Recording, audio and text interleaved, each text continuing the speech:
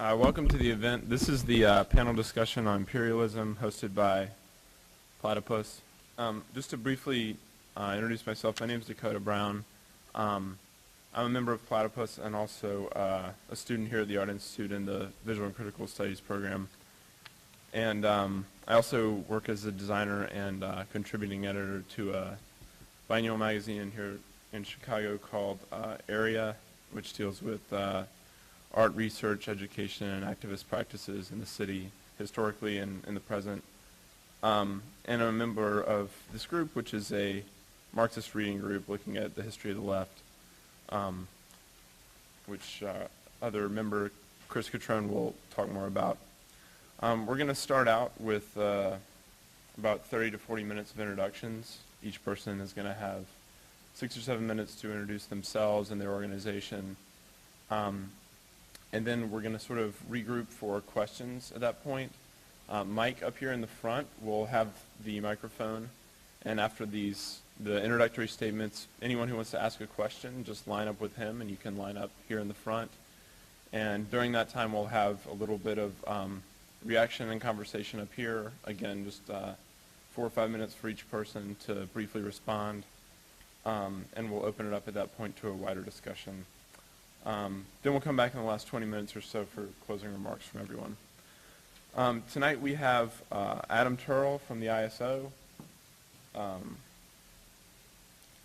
Kevin Anderson from News and Letters, Marxist Humanist Group, Danny Postel from Open Democracy, and Chris Cutrone from Platypus. So Adam's going to start out.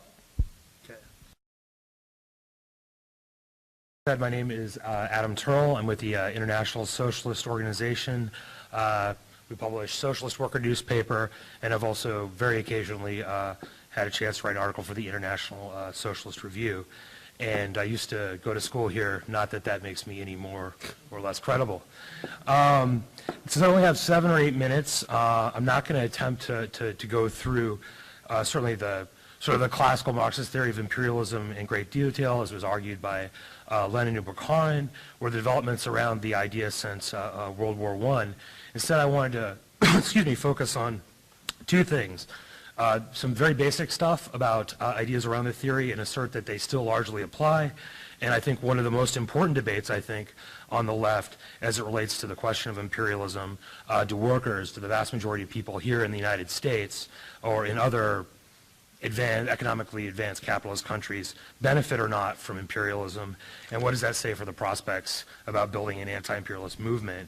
I think colloquially, excuse my mispronunciation of colloquially, whatever, imperialism is often used to describe maybe bad foreign policy or empire generally, whether it's the Roman Empire, Spanish colonization of the Americas, or the U.S. invasion of Iraq. And like I hinted before, Marxists tend to mean something more specific, that economic competition between major capitalist countries tied to finance capital, large banks, trusts, big corporation, tends to lead to political and military competition and conflict between different countries. And a competition for colonies, zones of influence, and today trade, political, and production networks, things like the North American Free Trade Agreement, the European Union, in order for the dominant capitalist powers to exploit, plunder, and use the markets of larger parts of the world. And I think that dynamic continues today.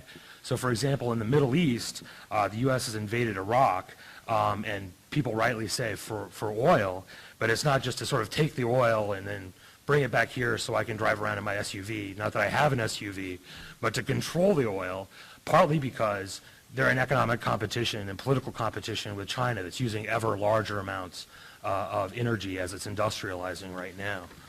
Am I going to get a warning when I'm... Sure, yeah. Okay, well, maybe 2 minutes or something. Cool. You've only taken up 2 minutes. All right, great. Therefore, it's not simply about a bad foreign policy, but a necessity in terms of, for the ruling elites that rule the United States, that's driven by capitalist competition. And I think if that's the case, if war is endemic to the system itself, endemic to capitalism, it's necessary to raise the question of agency, of what force has the power and interest to oppose it, and I think get rid of imperialism once and for all.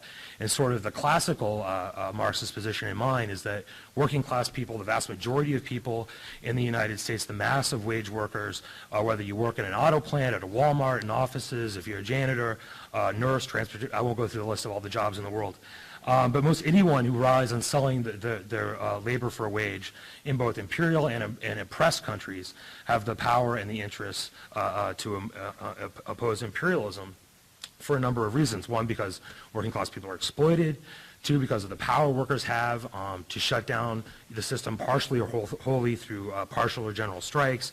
And three, workers tend to be the majority in most countries, or at least a plurality, and they tend to make up, for example, in the United States, the majority of enlisted folks in the armed forces.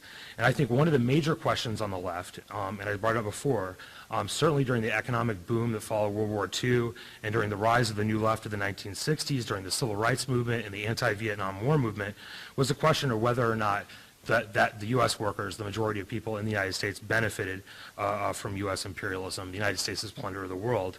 I think most of the New Left eventually took the position in one form or another that at least large layers of the American working class did benefit materially from U.S. imperialism. I don't believe that argument was ever correct, but I believe it holds even less water today than it did then. I think the economic costs of imperialism are accrued almost entirely by those the U.S. exploits and oppresses abroad and by working class people here at home. Certainly the oil contracts and privatization that has occurred in Iraq is a wholesale theft of the wealth of Iraq, and up to the $1 trillion that the United States is expected to expend on the war is largely going to be paid for by Iraqis and by U.S. workers. For example, another 3 minutes. Sorry? 3. Okay, cool. Thanks. For example, here in Chicago with the county healthcare cuts, where they're talking about 17% across the board cuts at the only healthcare provider for 1.1 million people in the Chicago area who do not have health insurance. This is a huge expenditure being paid by the poorest people here in Chicago. And the benefits are accrued, I think, almost entirely by the very wealthy here and by tiny groups of collaborators abroad. The Halliburtons, the Kellogg Brown and Roots, the Bechtels, the Ahmad Chalabais before he fell out with the United States. And similar things can be said about the human cost as well, in terms of, according to the study by the Lancet Medical Journal and Johns Hopkins, over 600,000 Iraqis have been killed, and as we know, over 3,000 American soldiers have been killed and thousands more wounded in the war in Iraq. Now, working class people in the United States may identify ideologically with U.S. imperialism, I think, but I think this is to our own detriment. It's been, I think, one of the greatest weaknesses of the U.S. labor movement that large parts of the leadership of the labor movement since World War II have identified with the national economic interests of major U.S. corporations and the drive for U.S. corporations to maintain their competitiveness with other firms around the world. That means that corporations have demanded more and more concessions from U.S. workers, especially since the 1970s, in order to compete. And a lot of times unions have gone along with that, and it's meant a massive decline in terms of the standard of living, the conditions of work, and the wages of most workers in the United States. And then further, by using trade agreements like the North American Free Trade Agreement, U.S. corporations have put workers in the United States into greater competition with lower wage workers in Mexico, driving down wages here, and also creating higher unemployment in Mexico, for example, by exposing Mexican agriculture and industry to a system set up to benefit U.S. firms. So paradoxically, even though jobs, what used to be the high-paying union industrial jobs in the United States may move a plant to Mexico, but Mexico has seen an actual decline in employment because of the North American Free Trade Agreement. And I think this has happened to the detriment of the majority of people in the United States, but there's been big dividends for U.S. corporations. In the 1990s, the United States' share of gross national product, the gross wealth produced in the world, which had been in decline in the 1970s and 1980s, started to rebound. But at the same time, wages, security, benefits, union rights for workers throughout most of the 90s continued to decline. And they were decimated even further in this decade. Just one statistic, in Illinois, between 2001 and 2004, median family income declined by about $6,000, and Illinois lost 200,000 manufacturing jobs. So I think it's safe, I would like to argue that workers here do not benefit from, for example, the theft of Iraqi oil or the undercutting of Mexican industry and the exploitation of Mexican workers or workers around the world, but quite the opposite. And I think that leads me to the question I want to ask as I wrap up my introductory remarks. I think what are the prospects for a movement, an anti-imperialist movement here in the United States and among working class people here in the United States? It's time. This is the last bit. Okay. More than, I think, to start off with, and I can't get into all of it, but to start off with, more than 60% of the U.S. population has demonstrated repeatedly in polls in the elections, despite what the Democrats are actually offering, repeatedly their opposition to the war in Iraq. I believe that the material is there for anti-imperialist ideas to take root in the United States. I think imperialism breeds anti-imperialism. The crisis in Iraq, the economic crisis facing millions of workers here at home, has bred opposition to the war just as it has bred opposition to the occupation within Iraq. But we face a situation, and I believe it's one that some of the comrades here have been discussing on campus in the Platypus group, about how to rebuild a left that can actually present anti-imperialist ideas. When somebody turns against the war, an American worker turns against the war, is there somebody there to put forward an anti-imperialist analysis? Are the newspapers, the radical publications, the organizations, the anti-war groups there to articulate an opposition to the war and to imperialism that makes sense? And I think we're in a position of largely rebuilding that. Or do people hear the sort of common sense answers that are being put forward sort of by the Nancy Pelosi's and the Barack Obamas? They'll say that this war in Iraq, for example, is just a horrible mistake, a policy mistake, rather than part of imperial project in the Middle East that is, of course, connected, in my opinion, to the war in Afghanistan and to the U.S. support for the occupation of Palestine and the imperial needs of the United States overall. So I want to end with saying that the left needs to be rebuilt, and in that process of building as large as possible anti-war movement, like the protests we saw last weekend in Washington, D.C., the protests that will be coming up in March against the anniversary of the invasion of Iraq, and that has to be organized. And I think right now our rulers are facing something of a crisis around the debacle in Iraq, and now is the time to seize a moment and the next moment to organize that. Thank you.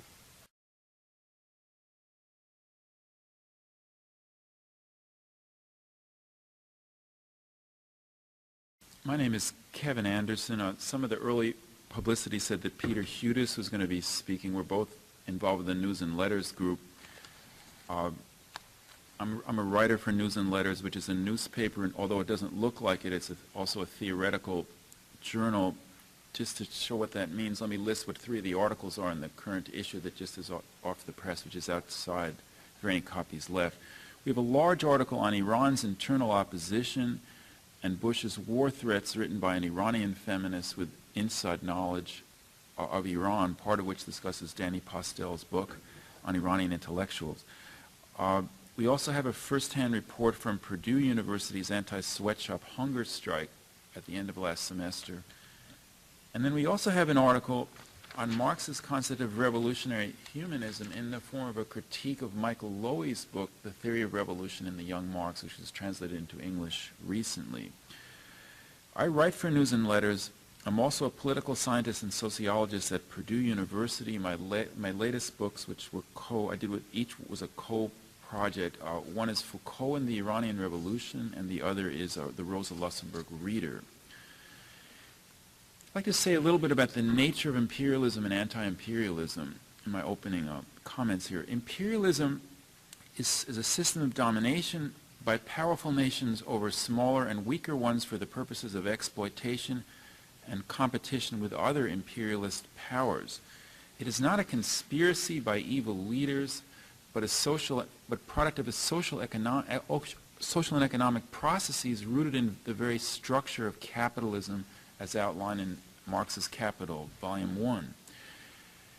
I think it has at least 3 aspects, more than this, but here are 3 major aspects of imperialism.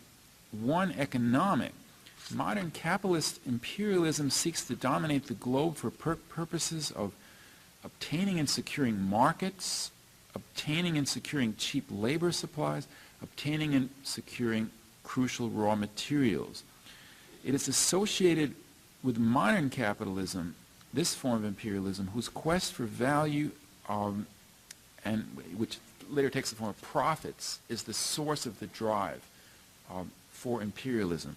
Because capitalism doesn't want simply, continuing to create value, but greater and greater value, and that's why it's constantly pushing the frontier to where the cheap labor is. I mean, in the 19th century, breaking down in China and going into there, India, and so forth. Imperialism obviously has a political and military aspect. This is what everyone focuses on in the discussions of imperialism and the general media and general political discussion.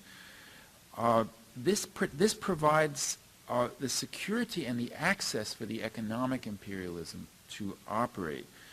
We conduct wars to open up other societies to economic penetration for capital or to conquer and occupy them directly, but that's less and less of the direct conquest and occupation is unusual, that's part of why this war in Iraq is considered reckless, even by pro-imperialists.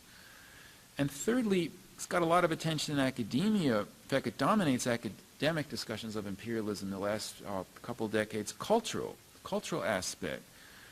Culture serves to legitimate economic and political imperialism, both through popular culture and through high culture. And again, it isn't a conspiracy or something like that, but it's the way that it operates. And I'm talking about everything from Indiana Jones and how it portrays countries oppressed by imperialism, those kind of films, to the way that what some call our most conservative cultural institutions, art museums, discuss the way they organize the history of art and culture. I once was at the Louvre.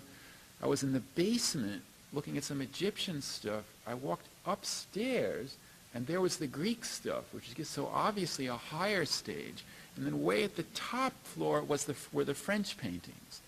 And of course I'm not saying it's a conspiracy or anything like that, but it operates to both convince people at home of the superiority of their culture and their right to dominate, and of course race has an element there. And also, if it really can work well, which it doesn't usually, it attempts to convince people inside the countries oppressed by imperialism that they're inferior and that they can't do it on their own and they need this tutelage. Some of the good writing on the economic and political aspects of imperialism can be found in Lenin and Rosa Luxemburg. Some of the best writing on the cultural side can be found in authors like Frantz Fanon and Edward Said, but let me make the caveat, I don't agree with everything Edward Said's book. You have 3 minutes. Okay. Imperialism strengthens capitalism, but it has always engendered resistance, part of what Lenin called the dialectics of imperialism. At home, working people and youth have to fight its wars. All people have to pay its cost. Abroad, even more opposition from those nations and peoples are oppressed by imperialism, and this touched off one form of what it touched off was what W.E.B. Du Bois in Souls of Black Folk, his statement that the color line is the line of the 20th century, referring to those peoples of Africa, Asia, and Latin America oppressed by imperialism. Forms of resistance vary, however, from progressive and emancipatory to middle of the road and even reactionary. At home, there is reactionary opposition to imperialism. Pat Buchanan opposes some aspects of imperialism, some forms of it, like the current war. He's an isolationist. He said we should build a wall around our country at the Mexican border. Shouldn't get involved with these other ethnic groups and races. I mean, he wouldn't say it publicly, but he just stopped short of saying these inferior races. Most anti-imperialists at home, like all the good people in this room, are progressives, leftists, feminists, pacifists, civil rights activists, etc.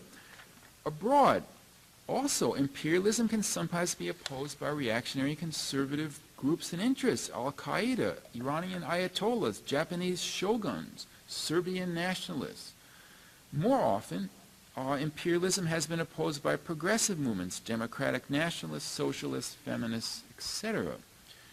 It is important for anti-capitalists and anti-imperialists here in wealthy countries like the United States and those abroad in those countries directly oppressed by imperialism to work together under certain conditions. Let me give a couple examples. The divestment movement from South Africa here at home alongside the battle of the ANC in South Africa in the 1980s.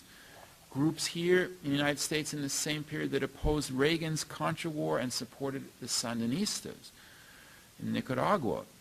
Today, groups here that support movements in Chiapas, Oaxaca, and Bolivia, groups here that work around the sweatshops issues and try to link up with the labor movement in countries oppressed by imperialism.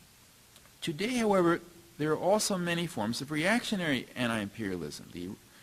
That doesn't really have an existence anymore, but Iraq's Ba'athist Party and the Syrian wing isn't really very more progressive either. Various forms of radical Islamism, or as it's sometimes called Islamic fundamentalism, Serbian nationalism. I think progressive anti-imperialists need to oppose imperialism while also avoiding support for these reactionary forms of anti-imperialism. Some progressives, unfortunately, have fallen into the trap of the notion that the enemy of my enemy is my friend. That is not a way to build a progressive, emancipatory, anti-imperialist, anti-capitalist movement. I do not believe. Thank you.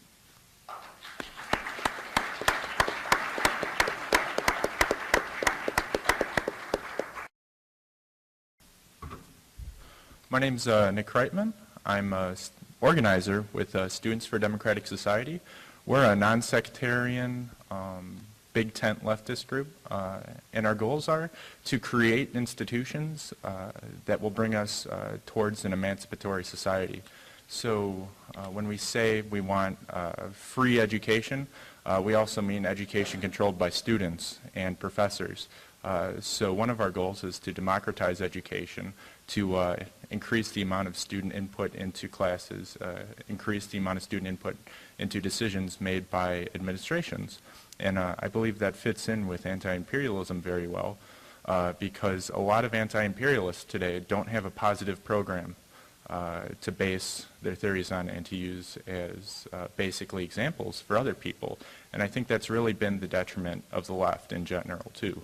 When you go to UFPJ marches, they don't advance a concrete alternative to anything. The most UFPJ will do is hand you a sticker or a button that says "Troops Out Now," but they don't really elaborate on what they want after that. They don't want to elaborate on how U.S. foreign policy should look. They don't want to elaborate on how society should look.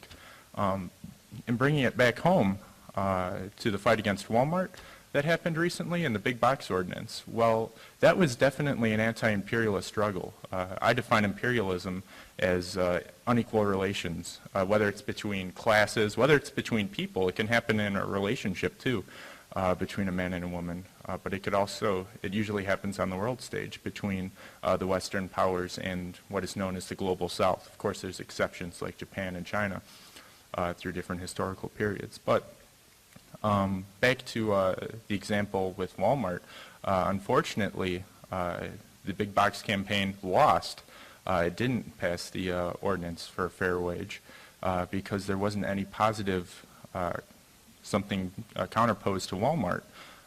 And there was nothing for poor communities to rally around in opposition to Walmart. The choice was Walmart and low road development or nothing, or the status quo. And I think it would really be advantageous for the left to rekindle its intellectual leadership and start presenting alternatives. I think it would have been very wise if we would have put some heads together and maybe come up with a business plan for a cooperative Walmart or a co-mart or something of that nature, where it would involve community members, it would involve worker ownership. I mean, if we advance the goals of worker ownership of the means of production, then we need to start having concrete examples so people can see it. And I think we need to start doing this in more aspects rather than just domestic struggles like the Walmart struggle. We need to start identifying alternatives for U.S. foreign policy.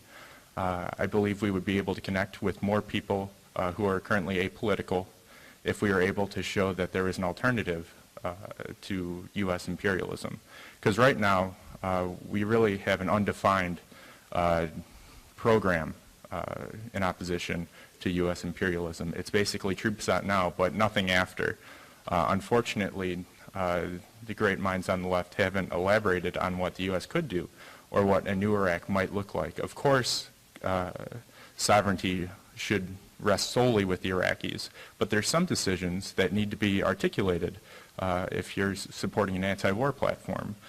Precisely, how should the U.S. handle reparations? We've murdered millions of Iraqis over the decades and basically dismantled their entire economy, and now we want to steal their oil. Well, if we want the troops out and we want to re-engage in Iraq, how's that going to look like? If we start articulating these other options, I believe we would be able to connect with a lot of people who are sitting on the fence right now.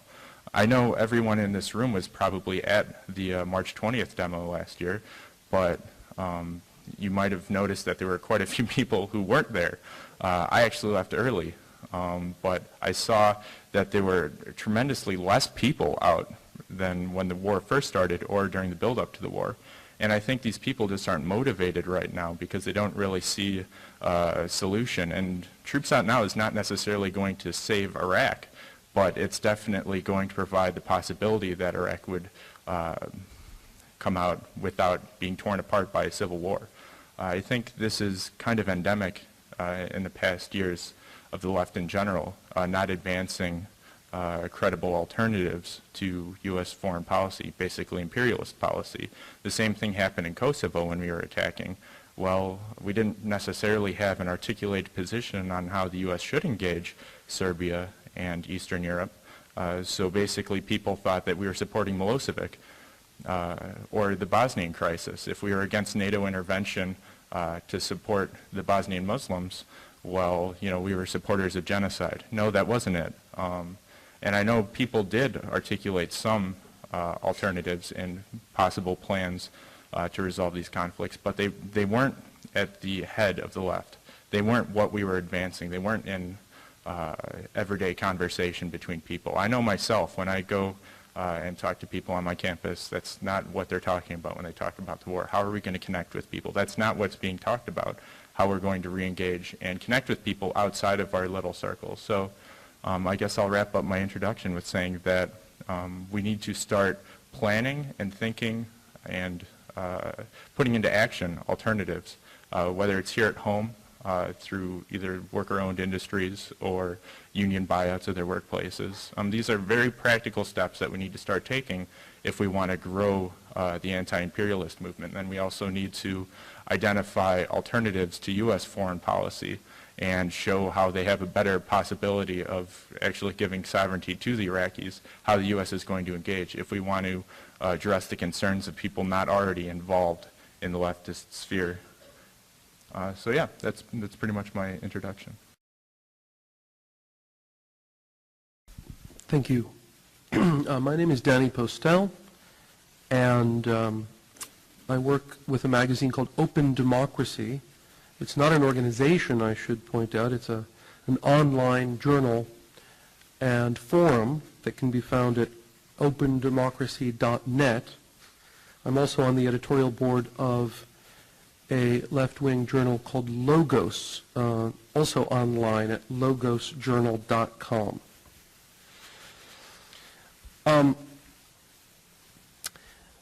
should say I came of age politically in the 1980s in my involvement with the Central America Solidarity Movement. It was a movement that very much that was formative in the development of my political consciousness and my understanding of the world, and that to this day is a reference point for me when I think about things like solidarity, internationalism, and imperialism. To be on the left in the 1980s and to have anything to do with the Central America Solidarity Movement, very much like our elders at that time who had come to the Central America Solidarity Movement from the movement to end the Vietnam War. In both of those struggles, anti-imperialism was the air that we breathed. It was the given. It was the stuff of radical politics and solidarity activism. So in the 1990s, during the Balkan Wars that have been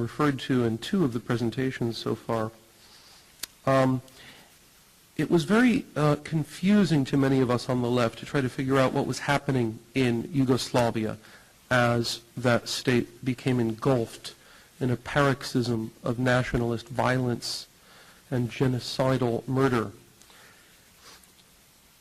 Not only did the anti-imperialist paradigm that we had inherited from the Vietnam War and the Central American solidarity struggles, not only did that paradigm not particularly help us understand what was going on in Yugoslavia,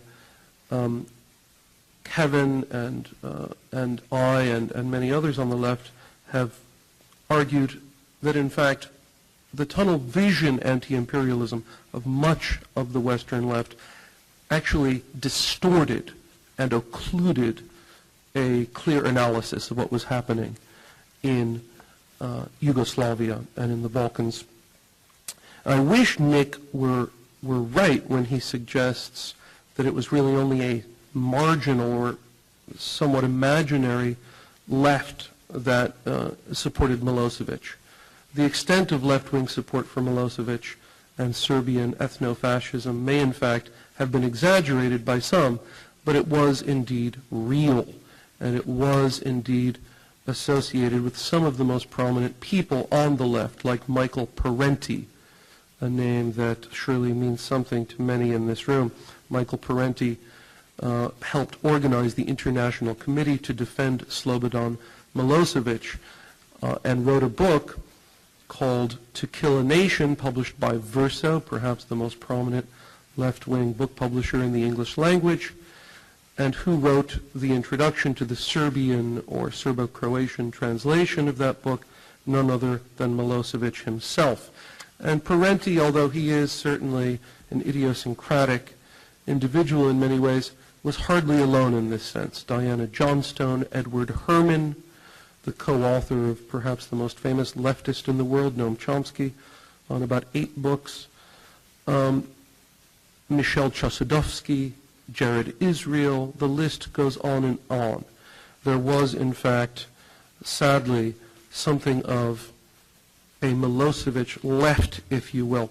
But the important thing is not to emphasize, the individual leftists who came to see Milosevic sympathetically, but rather to diagnose what was it exactly that led a number of people on the international left to see Milosevic's regime as somehow a form of resistance against global capital or Western imperialism. There was a dead end, a dark alley that many on the left were led down in the 1990s. You can find rather, I think, a brilliant anatomy of that thinking in an essay by the Marxist philosopher Slavoj Žižek, who wrote a piece for New Left Review at the time of the Kosovo War called Against the Double Blackmail, in which he argued that leftists need to be against both Western imperialism and its false antithesis in the form of ethno-fascism, gangster capitalism, the idea that Slobodan Milosevic was a socialist and resisting Western capital, or was an anti-imperialist resisting the encroachment of NATO and Western imperialism, is truly, it would be truly laughable were it not so tragic and bloody. The fact is, as Žižek pointed out, the Milosevic regime, like many others, represented not a form of resistance or opposition to global capital or Western empire, but rather the mirror image of those systems. So I strongly, oh my God, I've only scratched the surface. Let me just walk very quickly. See, I warned you about this. I'm going to walk very quickly through a couple of the key points I want to make, and maybe in the discussion we can get further into this. So there's the 90s. After 9/11, and especially since the onset of the Iraq War, you have a massive resurrection, both of imperialism and the discourse, various discourses of imperialism, theories of empire, and anti-imperialist motifs. So So in a sense, that critique of the kind of tunnel vision anti-imperialism that led many on the left to be deeply confused about the Balkans, if not in fact support forces of murderous reaction, that critique of the kind of tunnel vision anti-imperialism of the 1990s that confused many about the Balkans, in some ways kind of lost ground, given the resurrection of empire after 9/11, under the Bush administration, and with the Iraq War. Think of titles of books like Rashid Khalidi's Resurrecting Empire, David Harvey's The New Imperialism, Tom Engelhardt, who does the daily e-journal TomDispatch.com for The Nation, edits an entire series of books called The American Empire Project, which includes Chomsky's Hegemony or Survival. We have become saturated with the discourse of empire, and with good reason, because we are, in fact, in a new era of global imperialism. So given this, it might appear to be the worst possible moment to, in a sense, resurrect part of the critique from the 1990s vis-a-vis the Balkans, part of the critique that some of us on the left began to make of tunnel vision anti-imperialism. This would seem to be the most anachronistic moment to suggest that the left in some ways is too focused on imperialism, when in fact the mainstream is not focused enough on imperialism. And yet that's exactly what I'm going to do, and I'm going to do it very briefly by focusing on the situation in Iran today. Iran illuminates with extreme sharpness, if not blinding illumination, the limitations of imperialism as the organizing conceptual principle of left analysis. That kind of anti-imperialism can lead down a sort of cul-de-sac of myopia, a distorting mirror, I argue, which has the effect of holding up a sort of distorting mirror. Let me give you a concrete example. Iran's President Mahmoud Ahmadinejad uses the rhetoric of anti-imperialism not infrequently in his posturing on foreign policy in particular. This confuses a lot of people on the left. Some explicitly admire him.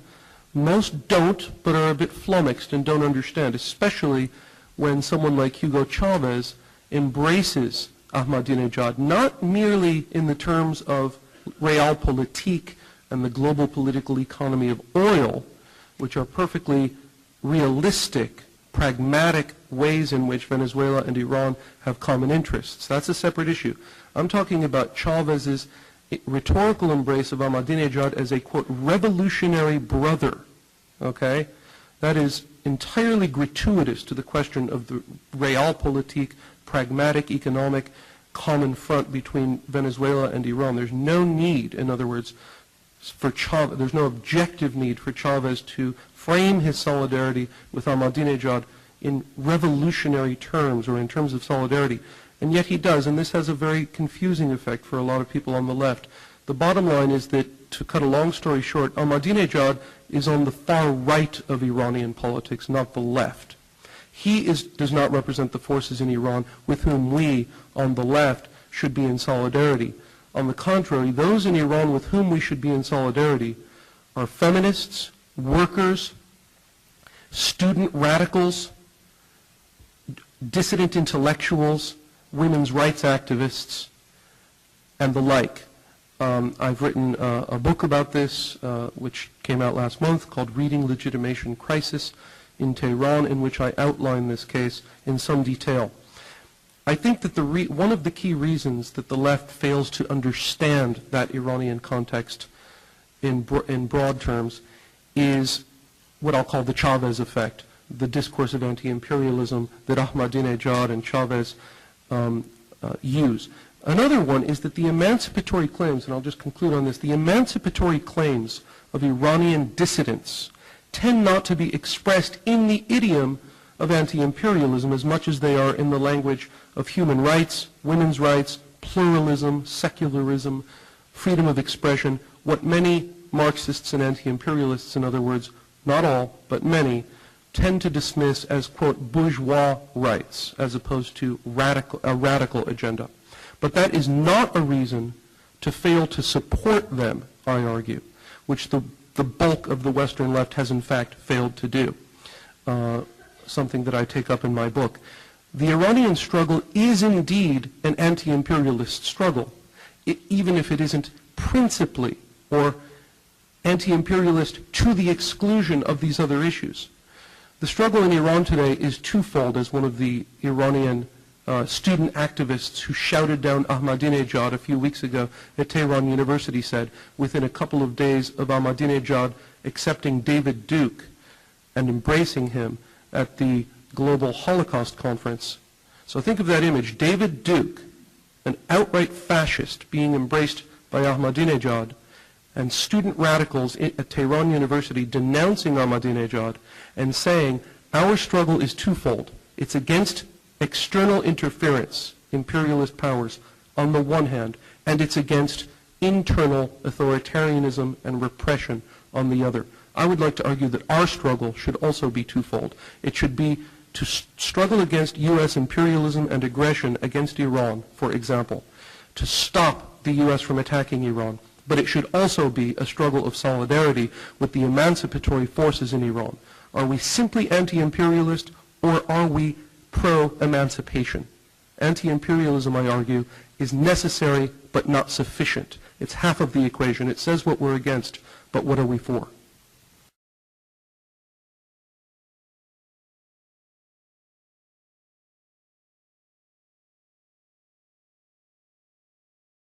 Hi, my name is Chris Cutrone, and I am representing the new group Platypus at this forum that we have organized. Here at the School of the Art Institute, I teach Marxist critical social and cultural theory, especially through the works of Adorno and Benjamin. A theme that constantly runs through my classes here is, what is the purchase of critical theory for society and politics today? Platypus takes its namesake from the unrecognizability and resistance to classification of the animal. And it began as a project for a new journal, a publishing vehicle dedicated to investigating problems and tasks inherited from the old 1930s, new 1960s, and post-political left of the 1980s and 90s, namely the currency of Foucault, for example. As with our namesake, we feel that an authentic left for today would almost go unrecognized according to the received categories of the left, or, if recognized, only as a living fossil. Towards the end of reconstituting an authentic left, beginning here in Chicago, but now with groups spawning elsewhere in places like New York, since last year we have organized reading groups, and now with this forum, a series of public fora, in order to discuss the potential for reformulating the left towards social emancipatory politics today. Starting from these activities, we will pursue research and journalism dedicated to reconstitution of the left. We have a distinctly Marxian background, and we focus on the history and thought in the Marxist tradition, but in a critical and non-dogmatic manner, taking nothing for granted and departing from received wisdom of all kinds, and treating the history of the left as a subject for our free reappropriation in the present. We do this because we recognize our present, the social politics of today, as what has come to be after the left has been largely destroyed and liquidated itself over the course of at least a generation. It is our contention, and it's our provocation, our signal point of departure, that the left, as it has been historically understood in its best traditions, is dead and needs to be entirely reformulated both theoretically and practically at the most fundamental levels. We in Platypus decided to organize this forum on the issue of imperialism in the left because we find that given current events, the issue of imperialism and the left provides a good frame for investigating and interrogating the present crisis on the left, both here in the United States and internationally. The politics of anti-imperialism has been problematic for the left for quite some time, but has taken on particularly grotesque forms in more recent history, and especially in the present. The politics of anti-imperialism has largely lost whatever coherence it may have had for the left in the past, and today betrays symptomatically the left's severe dearth of emancipatory social imagination. For example, the present anti-war movement on the left has been stuck on the one hand between problems of fighting the last war, meaning applying inappropriately the template of the Vietnam War and the counterinsurgencies waged by the U.S. in Latin America in the 60s, 70s, and 80s, where the U.S. fought against movements for progressive social change, and stuck on the other hand, tailing after the crassest opportunism of the Democratic Party and the present defeatist moods about Iraq among the ruling elites, for whom the more Iraqi and American dead in that conflict means the better for pressuring and marginalizing the Bush administration, however little the Democratic Party might or could offer any different policy. In this way, in this sort of double way, the left has abdicated the possibility for responsible politics for progressive social transformation and emancipation. Instead, a contrarian mood prevails in which U.S. policy and its relationship to the social and political realities with which it grapples are opportunistically vilified. It seems enough to say that the U.S. is an imperialist power and to derive politics from this hypostasized characterization. In doing so, however, the left avoids its own inconvenient history, its own role in how we got here. The most crass expression of this is the hatred of Bush and of the neocons, including entertaining the idea, unfortunately more endemic on the left than we would like to admit, that the 9/11 attacks were orchestrated by the U.S. government. For instance, there was a talk given recently in Chicago through the Open University of the Left that entertained this idea. We in Platypus recognize that leftist politics today is characterized by this deep despair about the possibility for social change. No one on the left seems to actually believe in the possibility for a transformed and emancipated world. Whatever vision does exist for the possibility of social change is much too derived from a wounded narcissism and animated by the kind of loathing expressed, for instance, in the 1960s by Susan Sontag, to the effect that the white race is the cancer of human history. As such, the desire for change has become utterly reactionary in nature. The left has devolved into an apologetics for the world as it is, and for existing social and political movements that have nothing in common with social emancipation. In this way, the left threatens to become a new right. For example, an assumption about the Iraq invasion and occupation, more or less explicitly articulated, is that democracy cannot be imposed on Iraq, or that Iraq is clearly not ready for democracy. This is, for instance, the implicit line of the Democrats against the Bush policy, that they should have left well enough alone with Bush. In some ways, importantly, and it's disarticulated from other issues of social policy, the Democrats are in fact criticizing Bush on this score from the right.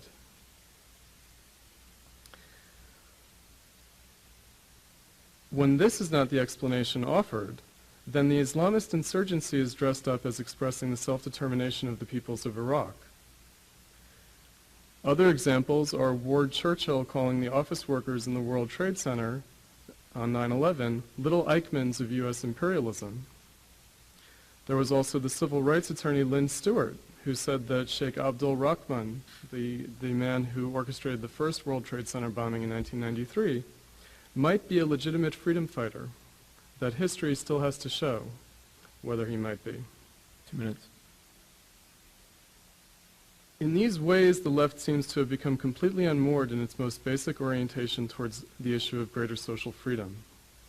This disorientation evinced on the left in recent years has long historical roots, going as far back as the 1930s, if not earlier, which I might get into later during the Q&A, but suffice it to say for now that the historical insights and examples from the left have become largely an occulted legacy for the present. And the left today has decomposed largely into competing apologias and rationalizations for a wretched social and political reality. This reality is one that the left has, in its long degeneration over the course of at least the last 30 or 40 years, not only failed to prevent, but has actually helped to bring about. The sooner this decomposition can begun to be turned around, the better. We contend that the very future of humanity depends on this. But such turnaround requires, first of all, recognition of the problem and recognition of its depth. That is what we in Platypus are dedicated to investigating, the history of the demise of the left, so that a social emancipatory vision for the world can be regained anew. As we say, the left can only survive by overcoming itself. Seriously interrogating the received categories of social politics, such as imperialism, is essential to reestablishing a coherent politics that has any hope of being able to change the world in emancipatory ways. The enemies of social progress have their visions and are pursuing them. Some are more reactionary than others. The question only is, for us now, what are we going to do on the left?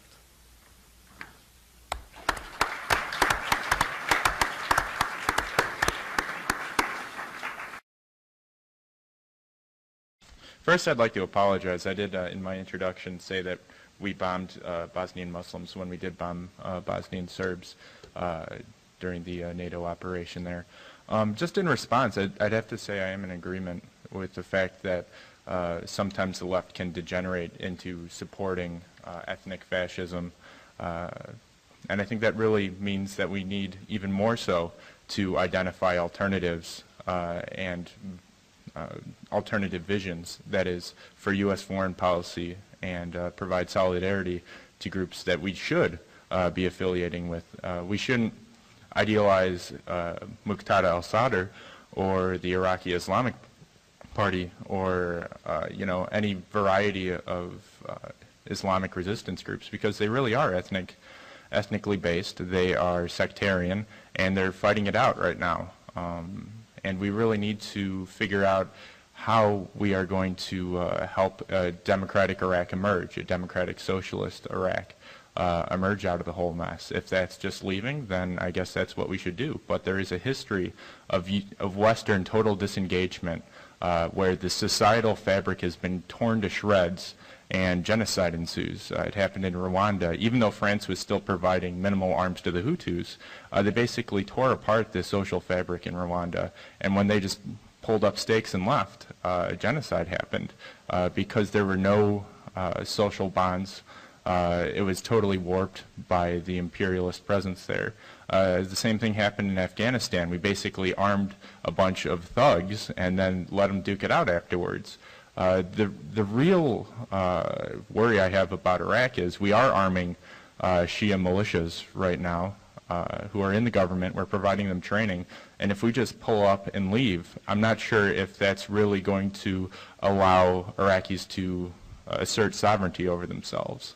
And I think this is an issue we need to address on the left, is just pulling up and leaving without re-engaging Iraq going to solve any of the problems, and is that really going to lessen U.S. imperialism? Because it's just going to give Bush another reason to go back in 5 years, because al-Qaeda is firmly rooted in the northern mountainous regions or in the Anbar province, and there's mass genocide going on. I mean, is it going to turn up to be a cause like Darfur is in 5 years?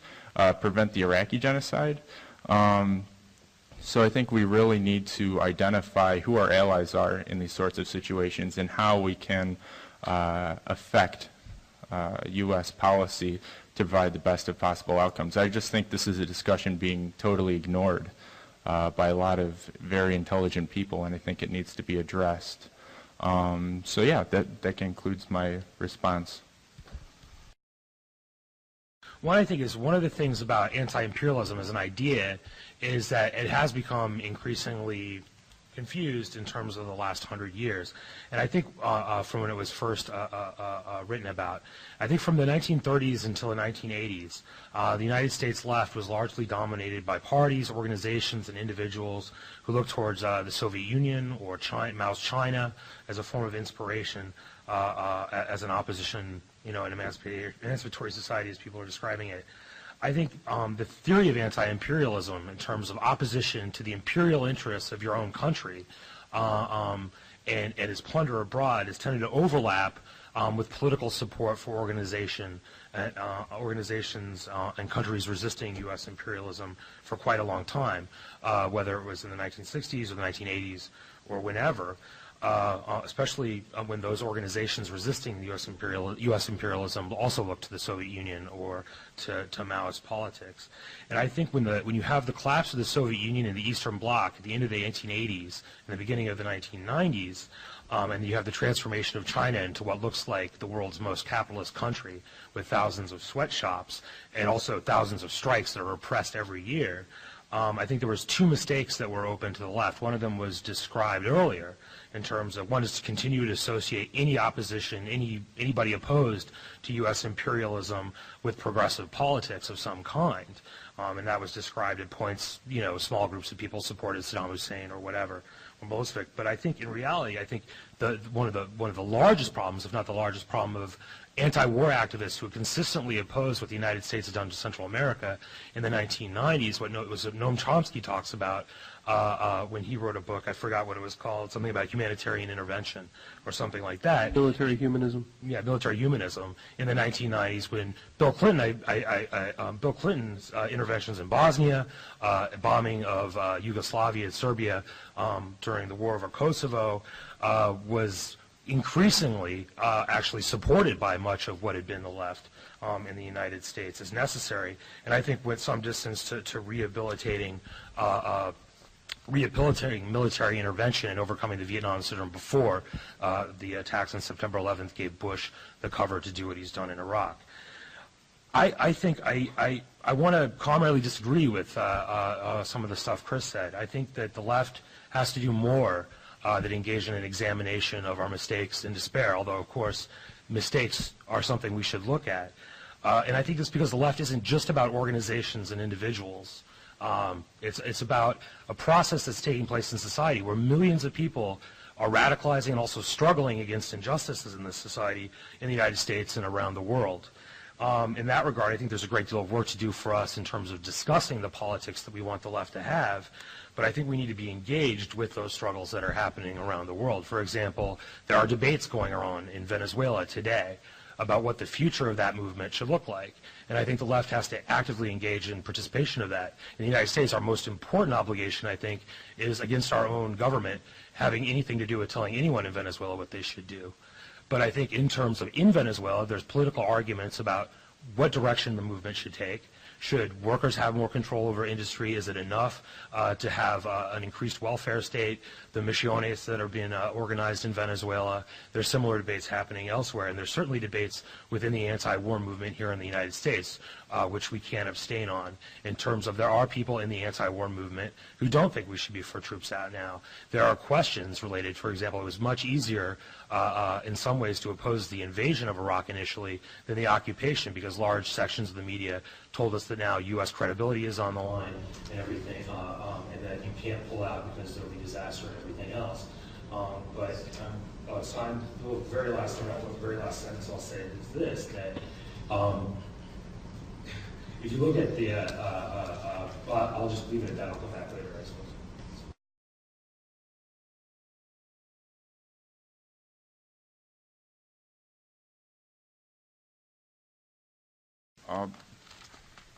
Yeah, I agree with a lot of what Nick, Chris, and Danny said, less with Adam it is, because, since I joined the left in the 60s, I've been interested in what, maybe the phrase I'm using is too Nietzschean, but problematizing what the left is doing. The first leaflet I ever wrote for the left was in 1968 when Czechoslovakia was invaded, which had a socialist humanist political system that was invaded by an authoritarian country, the Soviet Union, in an imperialist manner. And yet the left that demonstrated in Chicago in 68 at the same time solely focused on our war in Vietnam didn't want to deal with the invasion of Czechoslovakia. They didn't support the Russian invasion of Czechoslovakia. If you asked them, they said they opposed it, but they didn't. They missed a big chance to bring together a larger part of the public. But that's the least important part of it. How do we appeal to a broader public? I maintain that this question that Nick and Chris were posing, what is the alternative, is very much connected with the critique that Danny and Chris were making of the left.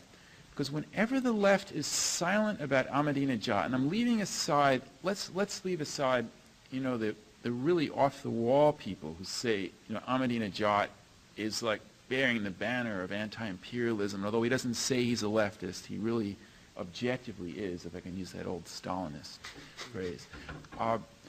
Leaving that kind of thing aside, the silence, in other words, the left just has a lot of trouble. They get uneasy when you say, well, what do you think about that Holocaust comments in Iran? They just don't, if we talk about that too much, that will kind of make people pessimistic about, and then we got to build for the next anti-war demonstration. But see, every time we do that we don't explore those critical questions, what we do is we lose a chance to talk about what the alternative is, because we leave as implicit that our vision of the alternative is whatever is opposed to imperialism, because we don't say what our alternative is. I am opposed to Ahmadinejad because looking at that and critiquing the Iranian Revolution is at the heart of the problem of what is revolution itself. The first modern revolution, the French Revolution, also produces a great terror, also produces Robespierre and the Jacobins, who do some great things. I mean, the Jacobins, that was the first major country to abolish slavery, which Napoleon took back, and then they had to abolish it a second time in 1848 in another revolution. But also the terror, the revolution devouring itself. Okay, that is something that's happened in other revolutions too, with Stalinism in Russia, for example, and many, many others. So we have to explore these, what Chris called the difficult questions of the left, and what form of solidarity to have, what Danny, how do we, it's not an easy thing to say, how do we have solidarity with the Iranian democratic feminist and student movement at a time that we also oppose the U.S. occupation of Iraq? It's just as hard a question as saying how in the 1980s could we support Solidarność in Poland and also support the Sandinistas, even though those two movements didn't like each other very much. They didn't. And so it doesn't happen automatically, but these are things that have to be worked out. And if we don't work them out, then we're not being concrete about what our alternative to capitalism is, because we leave open this notion of vagueness.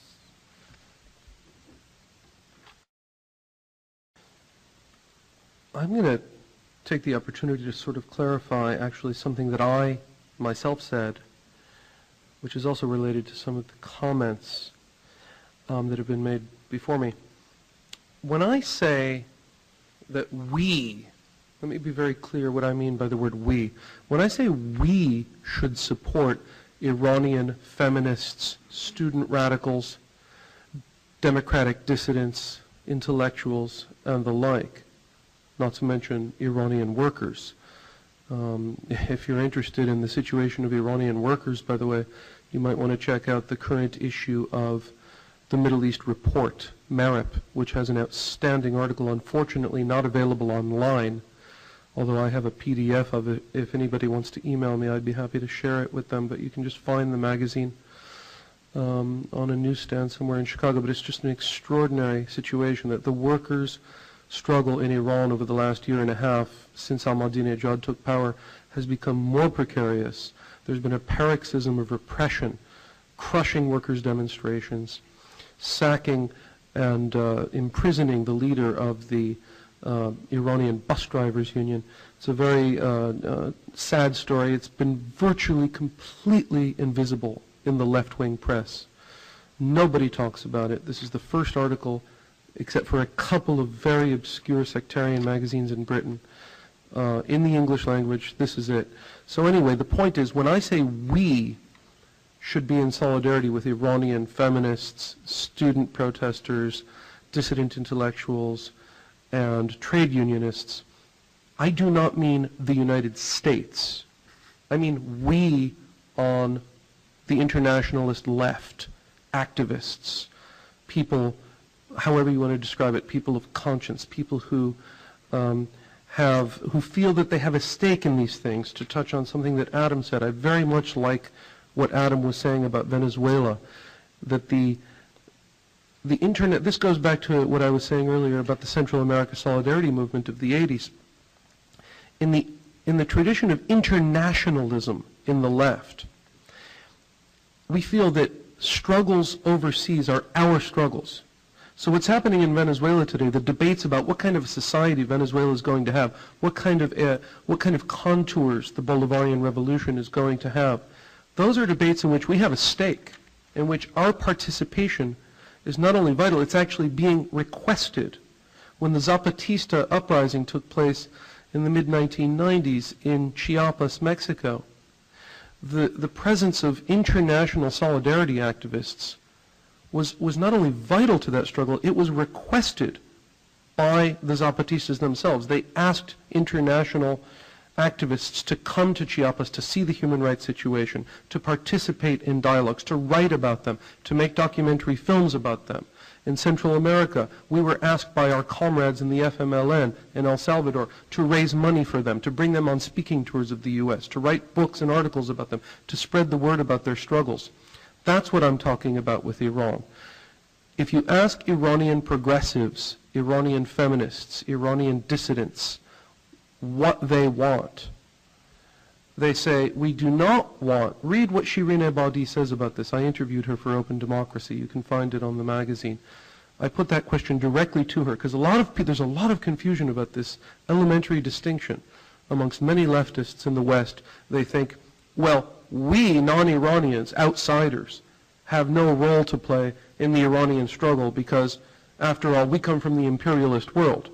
Well, that's interesting. Why don't we say that? Why didn't we say that about El Salvador in the 1980s? Why don't we say that about Venezuela or Palestine right now? Of course, we, meaning leftist internationalists, have a role to play in struggles all over the world. What you do is you ask people struggling what we can do for you. How can we help your struggle? It's time. Just very quickly on that point. If you ask Shirin Ebadi, as I did, what can activists and supporters of human rights in the West do to support the struggle for human rights in Iran? She said, we do not want the support of Washington or the Pentagon or neoconservative think tanks. In fact, if you look at the $85 million that the State Department made available for the Iranian democratic movement, so-called, it met with a resounding thud in Iran. Iranian activists don't want a dime of it.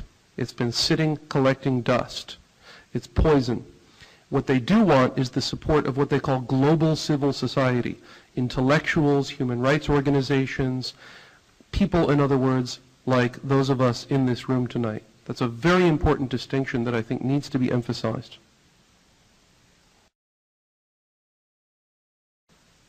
I would like to follow up on my opening remarks and also some of the opening remarks of people on the panel by putting a finer point on the issue of the U.S. occupation and the sort of problematic role of anti-imperialism in formulating a response, by pointing out that the left is in a sort of a bad way when looking at what the possibility for developing a left in Iraq might be under present circumstances and also after a U.S. withdrawal. One way that I would put it is to say that regardless of intention, that in some ways the U.S. forces in Iraq and the political process that they have protected, in other words, the emergence of an Iraqi state through elections and whatnot, stand between whatever possibility there is for a left in Iraq and the reactionary opposition, meaning both the former Baathists, the Islamists of both the Sunni and the Shia, and of course the Shia paramilitaries operate with a lot of support from within the Iraqi government. So that the question becomes, well, what can the left do about the issue of U.S. policy and calling U.S. policy imperialist when that policy is being opposed from the right? That sort of creates problems. And the example that I like to use when talking about this is the Iraqi Communist Party, which put out a statement last year, about a year ago, a statement on their position on the occupation, in which they said that while they had been opposed to the invasion and the occupation of Iraq, they were opposed to the military opposition to the U.S. and the military opposition to the Iraqi government. Which, in other words, they were opposed to the occupation, but it mattered to them how the occupation came to an end, right? That they felt that for the U.S. to be militarily edged out of Iraq would be a disaster for them. And so that the issue of solidarity and the issue of internationalism is really first and foremost in my mind when I think about being a leftist here in the United States and thinking about Iraq. I think that critique of the left, including critique of the left internationally, is a form of participation on the left and is a form of solidarity. Meaning that rather than, and I think that this points to my opening remarks where I talked about the long degeneration of the left, I think the left in places like the United States and Europe on the issue of anti-imperialism exhibits some of its worst features in that the only thought on the left is in analyzing and describing and ultimately apologizing for things going on in the world, trying to figure out, well, where is the left? What can we find out there in the world that we can say, this is the left? And really dressing up opposition of a more or less reactionary nature or of a more or less conciliatory nature towards the status quo in the world and saying, well, that's the left and we have to support them. Whereas I think that the most salient form of support would be critique. And that goes also into the preceding historical period. For instance, I think that the role of the United States left during the Vietnam War should have been an incisive critique of the NLF in South Vietnam and of the North Vietnamese regime.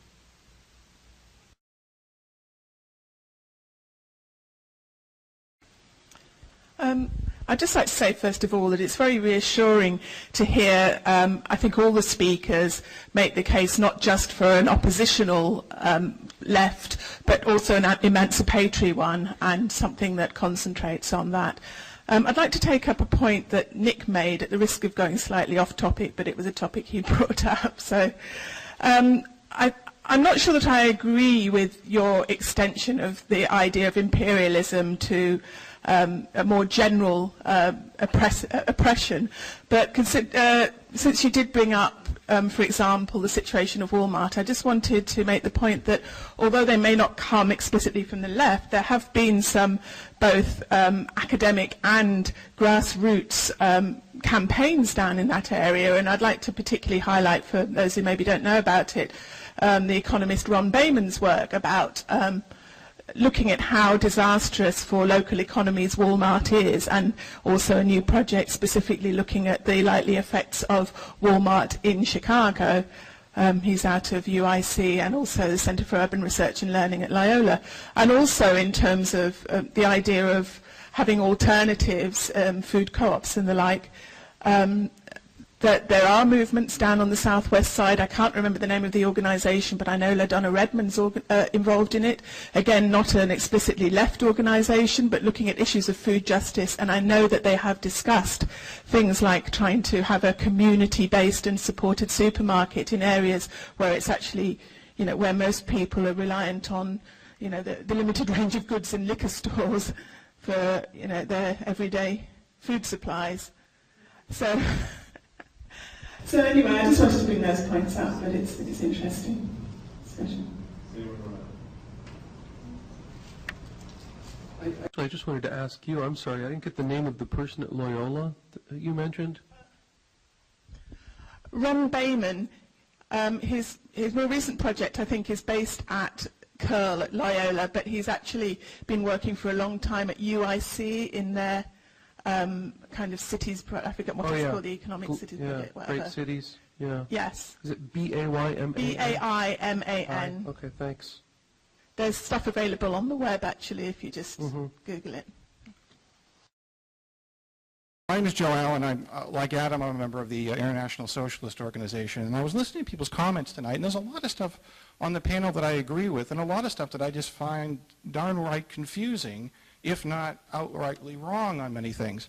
I mean, if I start with Chris, I mean, there's a lot of things I thought Chris said that were really good, but I don't think that the real job of the anti-war movement in the 60s was to develop an incisive critique of the North Vietnamese regime. Though people did that, the major task of the anti-war movement, which they did and succeeded in, was stopping a genocidal war that was killing millions of people in Vietnam.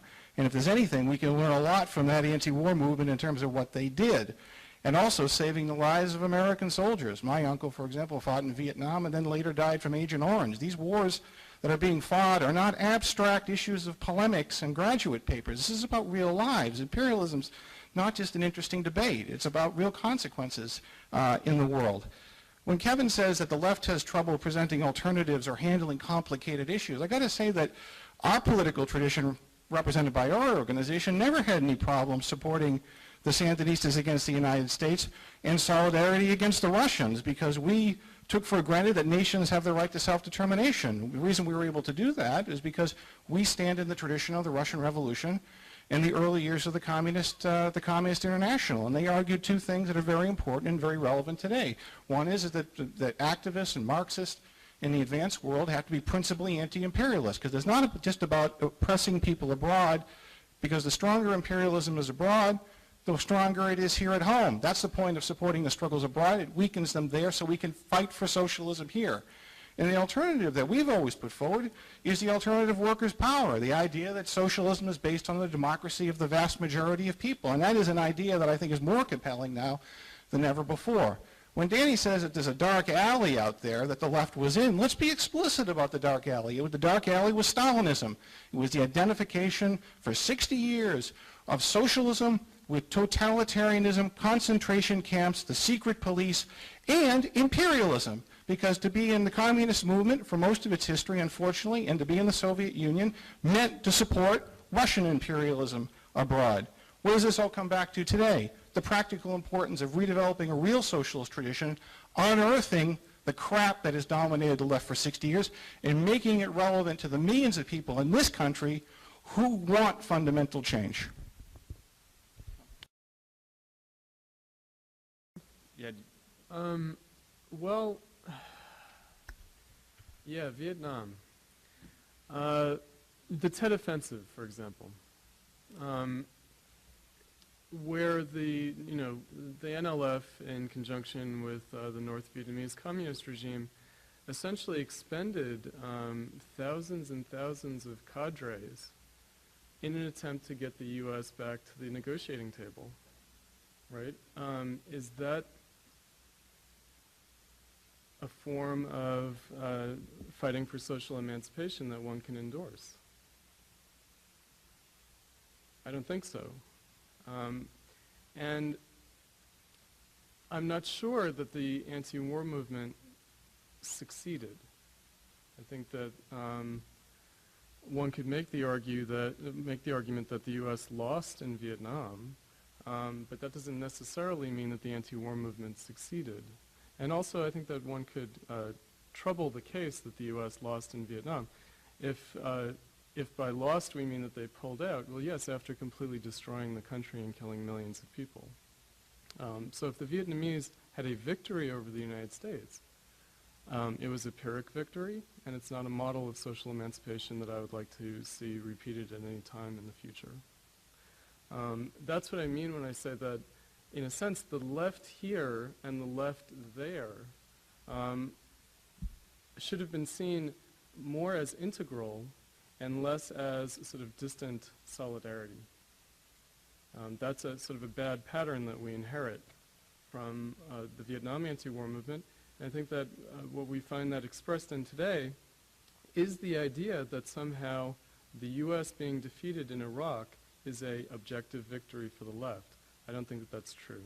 It's not true in Iraq, and it's not true here, unless you think that electing Democrats is a victory for the left.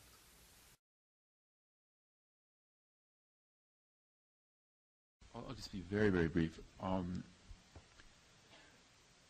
think the anti-war movement of the 60s, which I participated in, cannot be considered a victory I mean, partial victory maybe at the most. The movement had collapsed by the time the U.S. pulled out of Vietnam, first of all. Secondly, within 5 years of the U.S. pulling out of Vietnam, we had Reagan as president. And Jimmy Carter wasn't exactly, progressive either. So that the kind of transformation that we were hoping to come out of the 60s didn't happen.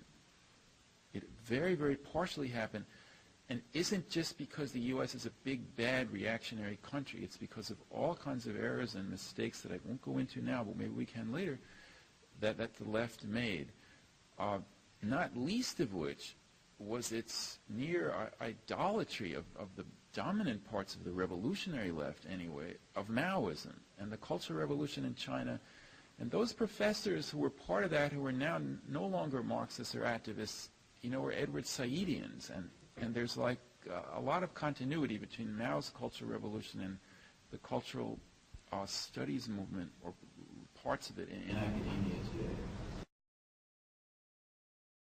Yeah, you're going to get no defense of Maoism as politics from me. But I will say that I'm a little bit concerned by the trajectory of the discussion. The logic of what we're talking about, if Vietnam is not a successful anti-war movement in terms of, one, getting the United States out of Vietnam and allowing Vietnamese people. I said it was a partial success. I wasn't responding just to you, but yeah, I agree with you more. In terms of getting the United States to pull out of Vietnam, and the Vietnamese have been fighting for decades, first against the French and the United States, and finally were able to win, and heroically fighting against the United States, regardless of what I think about the politics of the government that came out of Vietnam, out of the Vietnam War, fought for independence and won, forced the United States to not be able to directly intervene. For example, again, it's lost one of its main pillars of support in the Middle East in terms of Iran in 1979, again, separate from the question of what I think about the regime in Iran. And has forced the United States until September 11th, 2001, to be on the sidelines more than it wanted to be as a major imperial power. And I think that's a successful anti-war movement. And I think that the logic of that, in terms of that it didn't create socialism or didn't create, the goal that I have, and certainly in terms of being an activist, which is to create a society run by the vast majority of people in the interest of the vast majority, I don't think that that's a fair measuring stick. And then we're going to end up having difficulty organizing any struggle against injustice if that's our measuring stick. If you go to the Civil War, which ends slavery, you have a period of Reconstruction, which is then defeated after a compromise between the northern industrialists and the southern plantation owners, and you have a period of Jim Crow and racist terror. Does that mean the fight against slavery was not an emancipatory enough project because you have Jim Crow after it? Certainly you want to continue the struggle, fight against Jim Crow and racism, fight for the civil rights movement, but I think that I'm just concerned that the recipe of measuring everything against that kind of success in terms of struggle ends up meaning that we'll be incredibly passive and not participants in rebuilding struggle and mass movements and for justice.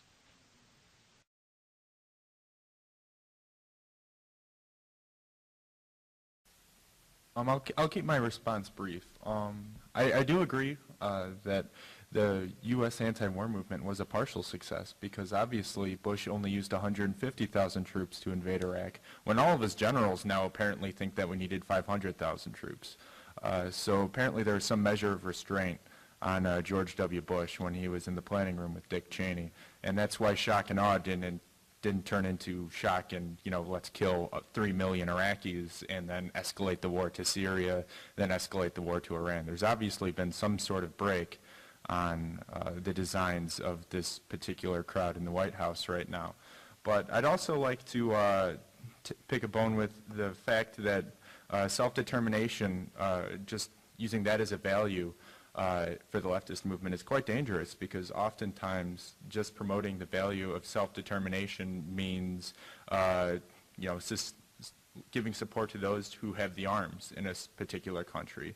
And this was a danger after the wave of revolutions in the 60s, where we just gave support to people who had the most arms in a particular country. And that has been a leftover till today, where some people support anti-imperialists, but who represent the country, quote represent, they just happen to have the most arms. And that's what I'm afraid of in Iraq. whoever has the most arms gets to determine what self-determination means. That's happened in countries in Africa. I'd argue that self-determination in Eastern Europe was dictated by people who had the arms and who took control of the country. So I think we need to navigate the waters very carefully there and also provide alternatives. And I'd like to clarify what I meant before. I'm not talking about using State Department dollars to go and fund democratic initiatives, but maybe we could come together as a united left again and come up with maybe a social investment fund to go help start up businesses that we support, cooperatives. They have these sorts of cooperatives in Western Europe. It's a very strong movement. If you go to Emilia, Romagna, they have one of the most vibrant industrial regions in all of Europe. I think it's the 5th wealthiest in the entire continent. They have a strong investment program, and that's actually a legitimate alternative. It's creating wealth. It's not just putting up an opposition to something, because we really do need to start defining our vision in concrete terms. If we want to influence the voice of labor, well, why don't we start advocating, schools to help teach socialism to prominent leaders in the labor movement? Why don't we help out with U.S. Labor Against the War and other, organizations that work within the labor movement for change? I think we just need to identify strategies and then run with them.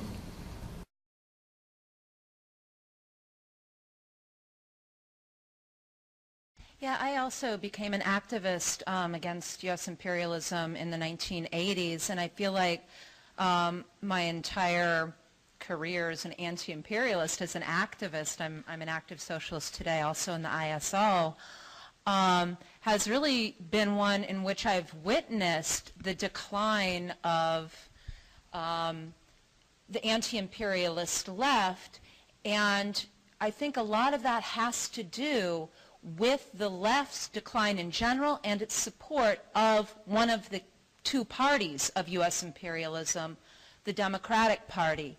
And so by the 1990s with Clinton, you really did have a situation in which the major problem was not that people were cloaking anti-imperialist movements in liberatory colors or in left-wing colors. Some people were doing that, sure, undeservedly of those movements, and I was not part of that.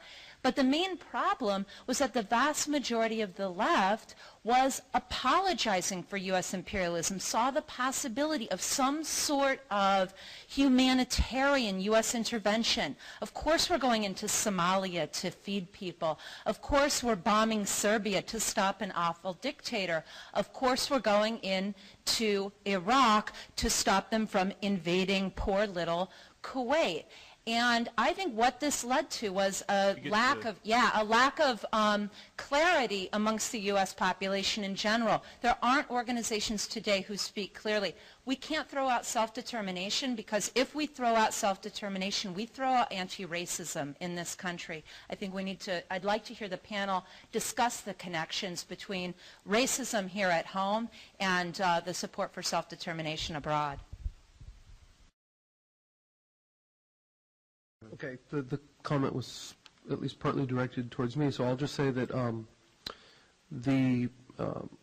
I would slightly disagree with the way you represented the debate in the 1990s. I would say that the people who took the line that somehow U.S. intervention, U.S. imperialist interventions were motivated by humanitarian concerns, there were very few, if any, people on the left, or what I would consider the left, who fell for that.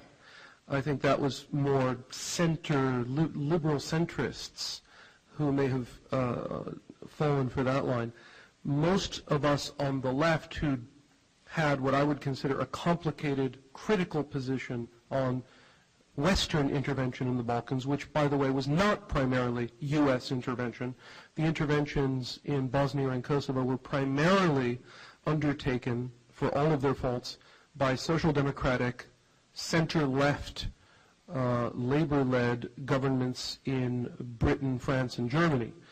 And again, that doesn't mean that therefore they were good. I mean, we now know what Tony Blair's true colors are, and One can debate Joschka Fischer's position on Kosovo and so on and so forth. But just to be clear, those of us in the U.S. tend to have a very U.S.-centric view of these interventions. And in the end, the U.S. military element in Kosovo was decisive. NATO, the West European countries that wanted to intervene in the Balkans wouldn't have been able to do it militarily without the U.S. That's true. But the debate, the intellectual debate about whether to intervene in the Balkans, Clinton had no interest in that debate. He had been convinced by right-wing thinkers like Robert Kaplan, who wrote Balkan Ghosts, that there was no point in intervening in the Balkans because, after all, these were ancient, tribal, primordial hatreds. These people are savages and just hate each other so deeply that intervention couldn't do anything. Clinton wanted nothing to do with the interventions in the Balkans. He was dragged kicking and screaming by the likes of Joschka Fischer, Jospin in France, and Blair in Britain into finally agreeing to intervene. So just to be clear, I don't consider those principally U.S. interventions. Those were Western interventions, principally European interventions. And most people on the left who supported the Kosovo intervention, as did I, as did, I won't characterize other people's positions, but News and Letters, I think, had a very interesting and sophisticated position on the Kosovo conflict. And those of us who took that position didn't do it with any illusions about humanitarian motivations. We know exactly what NATO is made of and what drives decisions in the realm of realpolitik. We simply argued that the consequences, not the motivations, but that the consequences would be positive for the Kosovar Albanians, which the Kosovar Albanians themselves argued. And our position was one of support and solidarity with them. One can debate that, but let's just be clear. We did not have illusions about humanitarian motives on the part of the U.S. Very brief. I don't think all interventions are imperialist. When Vietnam went into Cambodia and toppled the genocidal Pol Pot regime, I don't think that was an imperialist intervention. Although, yeah, Vietnam did have some of its own interests involved. When the U.S. went into Somalia or went into Haiti, when we went into Haiti, we put back into power, the United States government, put back into power a left-wing government. Okay, so that's certainly not your normal imperialist intervention. But the ones we're really fighting about, because those weren't, I didn't see the left like really holding a lot of demonstrations against the interventions in Somalia or Haiti, because they just would have been laughed off the streets. Well, maybe 100 people came. Afghanistan and Kosovo and Bosnia, those are the real ones that people fight about. Because some on the left, I would say the majority of the left, wants to view those interventions in the same way as Vietnam or Iraq. And I just think those two are much more complicated. And unless we come to grips with that, we just look like fools.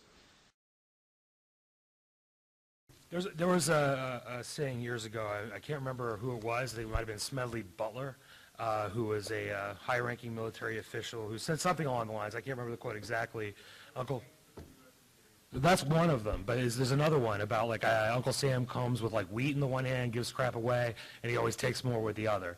And that's exactly what happened with the so-called humanitarian interventions in the 1990s. This was about reestablishing the right of the United States to interfere and bomb and kill, which they did in the interventions in the 1990s. For example, in Somalia, killing thousands of people, which was, immortalized in the incredibly racist movie Black Hawk Down, where black Africans are treated with pretty much the same way that they treat monsters or something in a science fiction movie. It was about rehabilitating the right of the U.S. empire to intervene around the world. And I actually don't think it sounds stupid to oppose that. I actually think it sounds smart. How many times do you have to get robbed at gunpoint by the same person before you say, hey, maybe he doesn't want to start my car or whatever? This is the kind of thing you have to think about. And I think when you can differentiate between the politics of the people that rule the countries that the United States is bombing and the right of the United States to bomb people. I think this is it's a very simple thing to do. If you read the Socialist Worker, the ISO's publications, we make that differentiation all the time. We don't gloss over the politics of the resistance in Iraq, which you can see over and over in terms of our writings. But we also have an uncompromising defense of the right of Iraqis to resist a foreign occupation and their troops. If there was some, occupation of Chicago. I would defend the right of right-wing Republicans to resist the occupation of Chicago. I wouldn't care that they were right-wing Republicans. Would you want the occupation? Yeah, would you want the, because this actually came up on a kind of a blog that I read several months ago, that if the U.S. were invaded, and occupied, that, like someone had argued that they would welcome any resistance even from the right. And I feel like, well, as a leftist, I don't know that I can actually say that. Well, I think this gets to a good point because it gets to the Iraqi Communist Party that was brought up That's earlier. right. The Iraqi Communist Party, I think it was said it's the U.S. forces that stand between them and reaction. And it's the U.S. forces, one, that stand between the Iraqi Communist Party, and obliteration because of their collaboration with the U.S. occupation. If left-wingers in Iraq were actually competing in terms of leadership for resistance to U.S. occupation, that would be a huge step forward.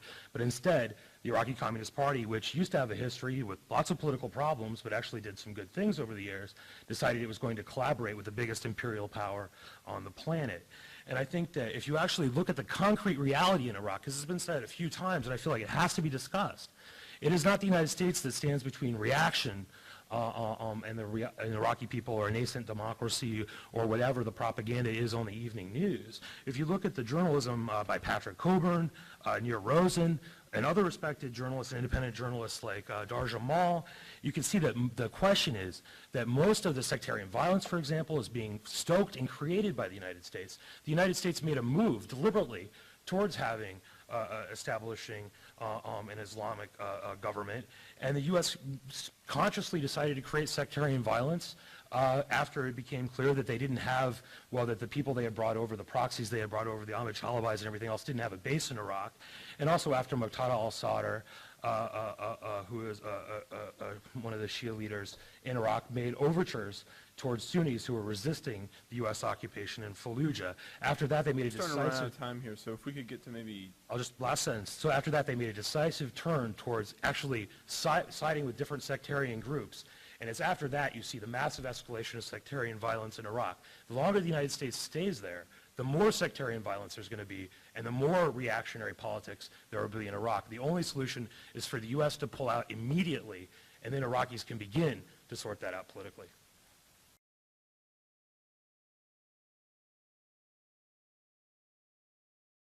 Hey, I'm going to try to be quick. It's hard for me. But I want to thank you all for being here, and I appreciate the wisdom that you have. I want to make, with all respect, a proposal. What if we, and it's sort of crazy, but what if we stopped saying imperialism? What if we stopped using the word imperialism altogether? And the basis for that proposal is the following supposition, which may or may not be true. And that supposition is this, that there's a fundamental difference between the political system of domination that was imposed by Great Britain or France during the 19th century and the system that the United States has consistently supported from Versailles onwards. The system that we see, I would argue, and this is just a supposition, that the system that's been advocated for by American governments fairly consistently from 1919 to the present is one that aims precisely to support sovereignty, to make people into nations, to create a system of nation states, independent, self-governing, that can have a relationship with the United States, right? So I think when we call it imperialism, we run some risks of distortion because it's not. It's a system of sovereignty, and I think I would propose that we call it that. I want to argue real briefly that when we talk about the system of sovereignty as imperialism, we tend to bias ourselves towards seeing the central dynamic as being a relationship between our central government, a government, and a people somewhere else. So it's a people-to-government relationship. When really, I would argue, what we're looking at is a series of government-to-government relationships. And when we see things in the way that I've described, that also biases our own reactions. It means that we tend to see our primary goal as being interaction with our government. Our goal is to stop our government from doing something bad. I would argue that this is actually not what, it certainly hasn't proven successful so far. Okay. And so with that I'll wrap. Thanks. I wanted to pose this question to the entire panel. But it stems out of a couple observations that Adam made in his opening remarks at different points. The question is, if the working class in the U.S. does not benefit objectively, that is economically or otherwise, from U.S. imperialism, how is it that the working class, the same working class, identifies ideologically with U.S. imperialism? Hi, there's so much to say and so many debates going on, but I'm going to try and just raise a couple of quick questions about the question of whether and how to support the Iraqi resistance and what the character of that is.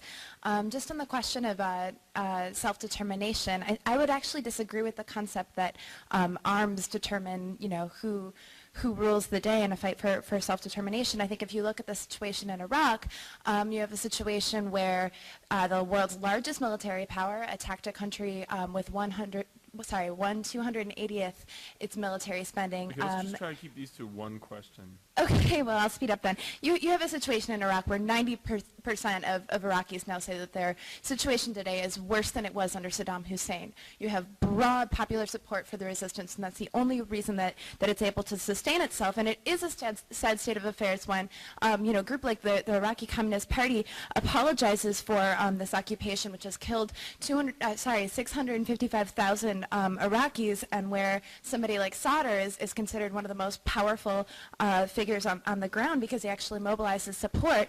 But we don't get to choose the conditions that we live in. We make our own history, but we don't get to choose the conditions of how we do that. So my questions that I'm left over with are, in this state of affairs, how is it that we can actually oppose the war without supporting the resistance? Who is it exactly that we think is going to come in and save the day and run things in Iraq and determine Iraq's future, if not the Iraqi people who are supporting a resistance, to stop the occupation?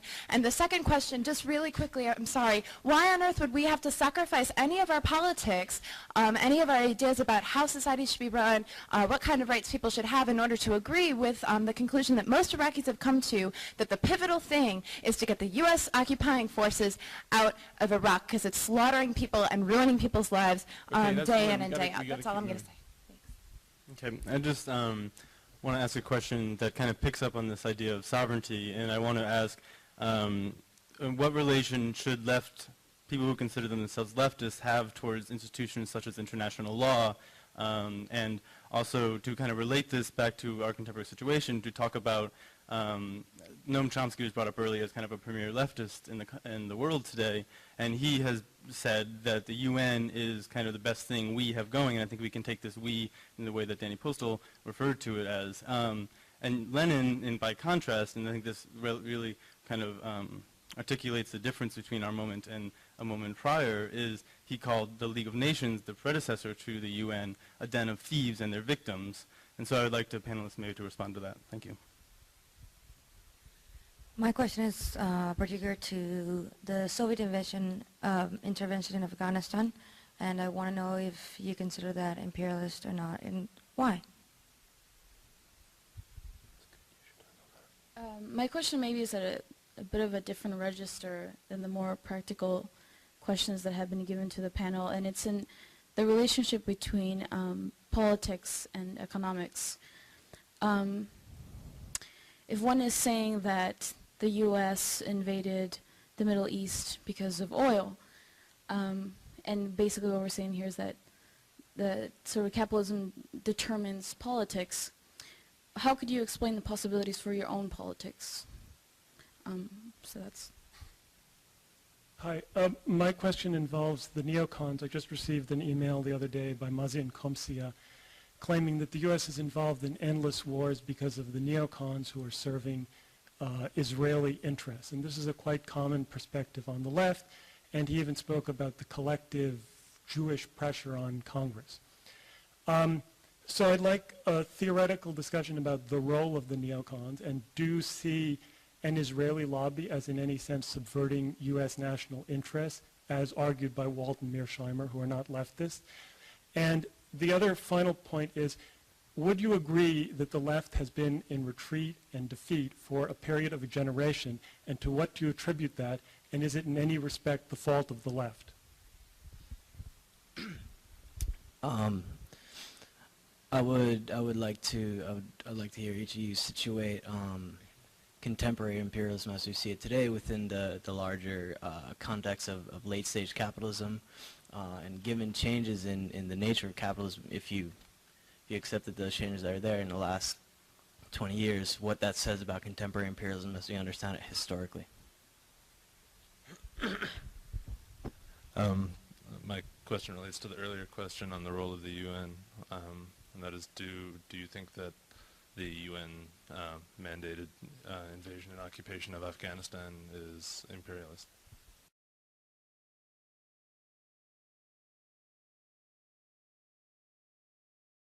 Okay, I'll just be as brief as I can.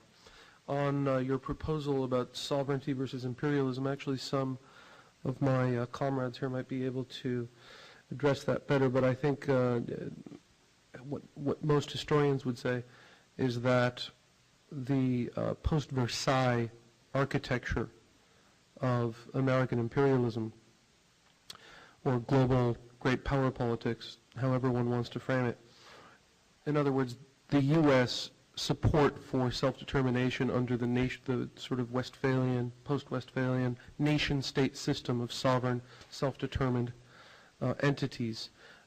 This was not about the U.S. supporting self-determination of peoples around the world. It was about the U.S. trying to assert itself as the new empire in a form of imperial competition to replace the British and French empires. It was simply a question of the assertion of U.S. empire over previous empires. So I think that was a mechanism that was used as a wedge against British and French imperialism to assert U.S. hegemony in the world. I wouldn't attribute any subjective interest in self-determination to U.S. Global planners.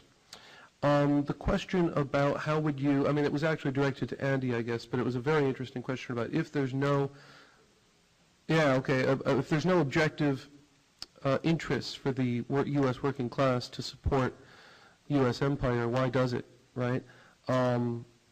It's a very good question, and I would simply suggest that the most interesting answer to that I've come across is in Anatole Lieven's book, America, Right or Wrong, an anatomy of American nationalism. And it's interesting that the concept of American nationalism on both the left and the right is a little bit of the missing center. The left tends to talk about U.S. imperialism and jingoism. The right tends to talk about patriotism. But the concept of nationalism, we think of nationalism as something that the more tribal, mono-ethnic nations of the world engage in, but not America. There is, I think the Iraq War, the post-9/11 political landscape of the United States demonstrated that there is a very palpable phenomenon that Anatole Lieven, I think, has a brilliant anatomization of, called American nationalism, and I would suggest that that would go a long way, if not all the way, in explaining why the American working class tends to support, although it doesn't monolithically support U.S. imperial policies. They're going to kick us out at 9:30. So okay, very quickly. On the question of Chomsky's position on international law and the United Nations, I am thoroughly with Chomsky on that. I think that I would say that international law as it currently exists, of course, you know, those of us on the left would like to see international law be a lot more bold in terms of dealing with global problems, but it isn't. Actually existing international law, I would say, is insufficient but necessary. I don't think we should trash it. On the contrary, I think we should support it and use it as the critique of U.S. unilateralism that it in fact is. It's not an accident that advocates of international law all over the world, particularly in Western Europe, used the arguments and the principles of international law to oppose the Iraq War and to oppose the Bush administration's unilateralism more generally. Okay. So I would say it's not enough, but it's important. Yeah, there were some very interesting, thoughtful comments. Politics and economics, I mean, one way to think about it is that imperialism with a big I is a period that lasts from about 1880 to 1950s and 60s when decolonization takes place.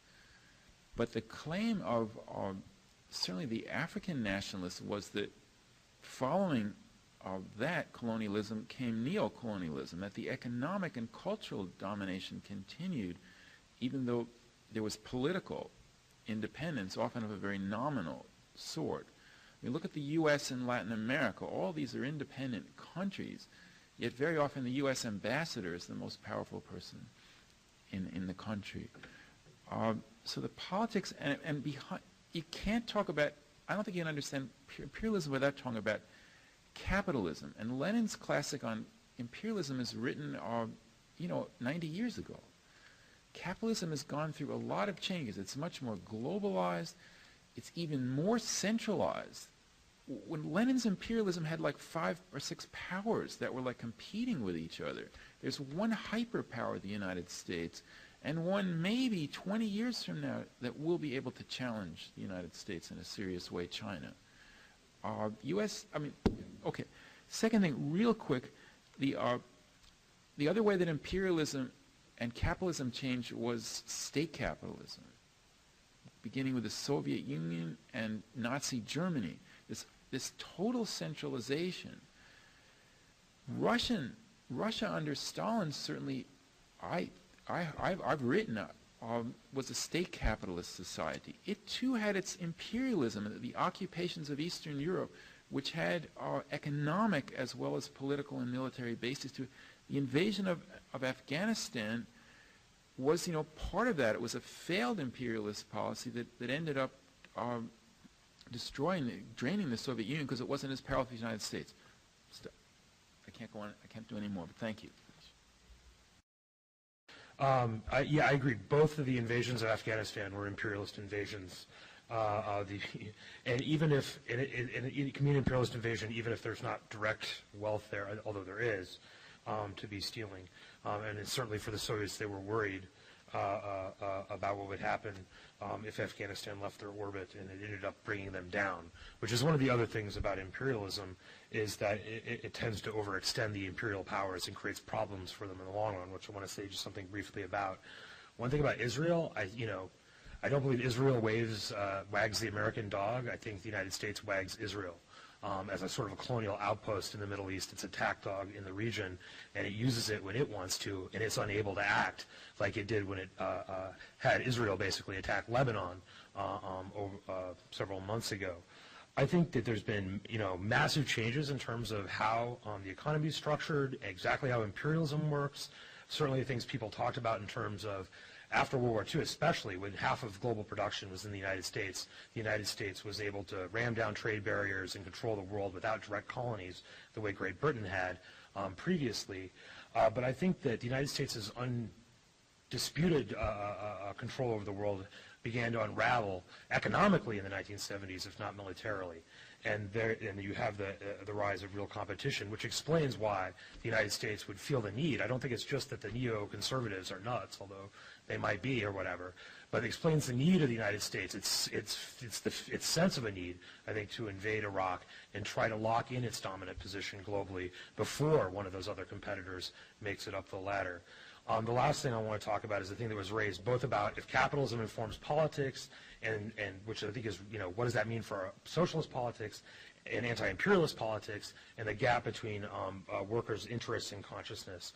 I think, one of the important things about people's lives is that their everyday, Marx put it this way a long time ago, that it's not consciousness that determines being, it's being that determines consciousness, meaning that your ideas are informed by the reality of your life in everyday life. But that's falsified in this society because there's massive amounts of propaganda. The people who benefit from imperial wars control the schools, even, this one, to a certain degree, and influence it, turns boards of trustees and things like that. And I think tend to pump out ideas that jive with their version of reality. I'll just give a very simple example. There's 80 million people in the United States every year that don't have health insurance. At one point over the year, about 44 million at a given time, but over a period of a year, 80-some million people don't have health insurance. But we're told this is the greatest democracy in the world, that anybody can make it, and all these things. Those lies, basically, that are pumped out in the news and everything else, come into direct conflict with people's everyday experience. Millions of people know that the Iraq War has something to do with oil, that ordinary people are dying to make other people wealthy. Soldiers have said it, and they were silenced on the evening news. I'm sorry, just to make sure, what you're saying is that you're less porous than more people, therefore that is the possibility of your own politics coming to fruition? I'm sorry, what were you That saying? you're less porous than most people, like, by propaganda, by No, that's not what I'm saying. And so how would you explain the possibility for your own progressive politics? What I think is that at any given moment, for different reasons, different, larger or smaller groups of people start to see a bigger and bigger contradiction between the lies that they're told, their everyday experiences. A lot of times it's through going through a struggle for a strike or being on the anti-war movement or something like that. People's ideas can change. I think one of the examples, in terms of a larger example, today is in Venezuela, where... Sorry? Yes. I think that largely it has been, and I think for some of the reasons that were discussed tonight in terms of Stalinism and how disorienting that was for people when the Soviet Union collapsed, but I also think in the 1990s we were beginning to see a resurgence of the left. For example, around the Ralph Nader campaign here in the United States, the global justice movement, the protests in Seattle against the World Trade Organization, even an increase in strikes in the late 1990s was beginning to happen. You had a victory of a strike for the first time in 15 years when UPS workers struck.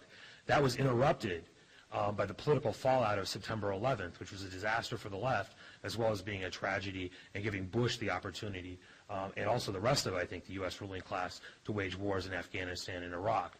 But I think that process is beginning to change, and this is like, well, I got interrupted a couple times. No, This you process, got all right, just the last sentence. That process is also beginning to happen again.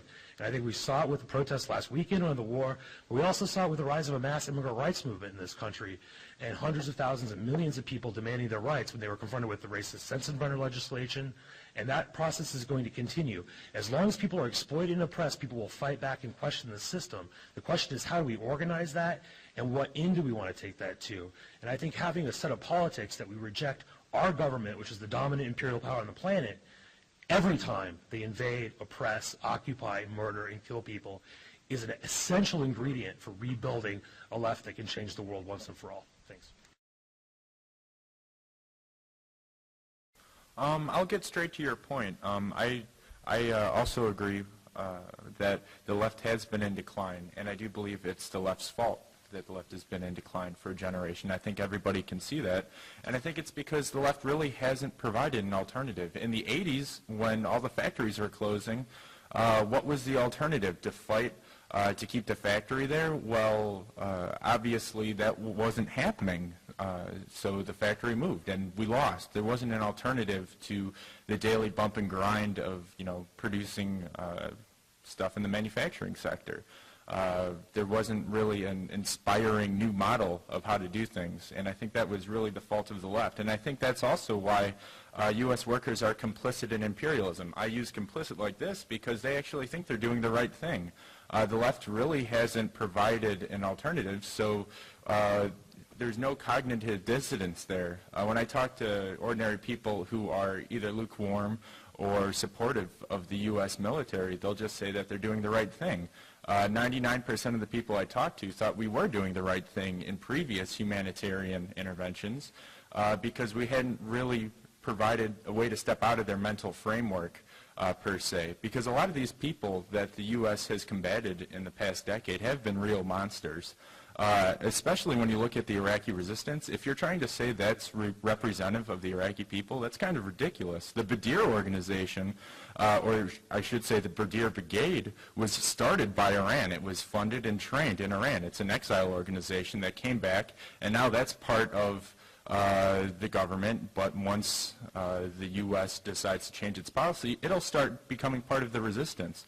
The resistance got most of its arms from Saddam's stockpiles, and who had the keys to that? A certain sector of the Ba'athist Party. They knew where the gun stocks were, and they had the most access to weapons. So I'm not sure how you could say it's necessarily a democratic resistance, because a certain number of people hold the arms in the movement, so they get to call the shots. The same thing would happen if you just abolished police in Chicago. I don't think that would be a very popular proposition here today if you polled the residents of Chicago who wants to get rid of the police, because the people with the guns would take over. That's a tortured area too. Yeah, I mean, there's a definite point that we need to provide an alternative for security. I'm not saying I support the Chicago Police Department. No, that's not what I'm saying. I'm saying we need to create alternatives to the Chicago Police Department, but while we're saying that we oppose their torture and the John Birch case, we have to provide an alternative for people to step into while we make these oppositions. If you walk around many of the poor areas, they're glad that they're putting up surveillance cameras because they don't want to be attacked by people with guns. You have to provide some sort of alternative for people to jump on and start opposing these systems.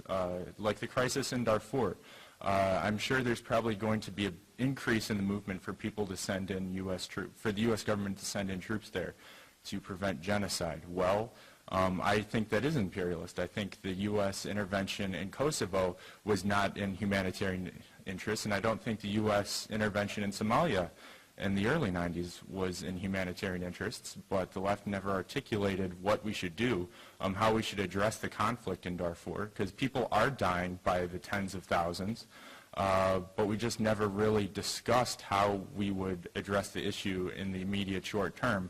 Unless it is with U.S. troops. So unless you provide these sorts of alternatives, people are going to stay in their paradigms that they're thinking of. And they think that the U.S. military goes out to protect and serve, just like they think the cops go out and protect and serve. So you need to help people step out of these mental frameworks they've constructed. And these mental frameworks are reinforced by the media, by social relations, by the church they go to every Sunday. So this is like a very strong anchoring of their opinions, and just handing them a pamphlet or something isn't really going to shake it that much. I mean, even watching the news on TV, it's not really an honest depiction of what's going on out there, and most people aren't in Iraq seeing what's going on, and even soldiers coming back haven't been given the fair airtime and haven't been publicized enough where people know what's going on in Iraq. So they're going to stay in their framework because nobody's really proposed how the U.S. should address these problems. Just if you can go ahead and wrap up. Okay, and I don't necessarily think international law really has all the answers either. I really don't think if you use international law as a criticism of this war, that doesn't really resonate with people outside of those who are already dedicated to international law as a concept. People will just say, well, the U.S. should intervene to protect, Iraqi lives, or the U.S. occupation needs to continue on, even though it is the greatest perpetrator of violence. I think that the U.S. needs to withdraw immediately, but we need to have a plan for how we're going to address the fact that there's many armed groups who don't really have representative constituency. Lots of them are outright fascist, just like the conflict in Palestine. Who do you support, Fatah or Hamas? Both of them aren't very democratic, but their leaders have lots of weapons. Okay. 5 minutes left. Oh, okay, I'm sorry. So I guess I would just like to conclude that if we're going to jog people out of their frameworks, out of their daily lives, basically, because that's what we're talking about. People have this ingrained notion that the U.S. is a humanitarian caretaker of the world. We need to present a framework for them to step into that addresses issues like Darfur, which nobody has really addressed so far, even though there is mass murder going on there, like many of the other ethnic conflicts. I'd also just like to restate that I'm not representative. SDS does not have an ideology, so I'm just representing myself here. I happen to be an organizational person, so I just try and organize people, but SDS is non-sectarian, it doesn't have an ideology, and I think the internet can really help facilitate discussions like this because people can help communicate and come, sorry, never mind, I was going in another direction. As a closing thought, I wanted to raise the issue of, it's actually a title of an interview that Danny Postel did with Fred Halliday, who's a very impressive scholar on the Middle East. Who is responsible? In all of the discussion, it's all well and good to sort of invoke the slogan that the main enemy is at home. What has been missing from the discussion is the responsibility of others besides the United States government that the left must oppose equally. Meaning, was the Saddam Hussein regime responsible for what has happened in Iraq? I would say yes. There's also a falsification of the talk about the violence in Iraq and the occupation. Whether you use the figure from the Iraq body count, which I think is at about 150,000, or use the John Hopkins study, which is 650,000, all agree that the vast majority of death and destruction in Iraq has been wreaked by the resistance, not by the United States. What does that mean then? Starting in 2005, starting in early 2005, the majority of deaths in Iraq have been due to either Al-Qaeda in Iraq, blowing up Shia mosques and marketplaces, or recruiting centers. You'll get a statistic that will be quoted by people that 90% of the attacks in Iraq are on U.S. and coalition forces. Well, coalition forces include the Iraqi government.